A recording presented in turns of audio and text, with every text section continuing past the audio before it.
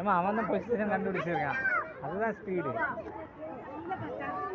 அப்படி தான் வரணும். எப்படி பிளாட்டாக நம்ம படுக்கிறோமோ அதை பொறுத்து தான் நம்ம ஸ்பீடு வரும். ஓ தீபக் வேகமாக போப்பா.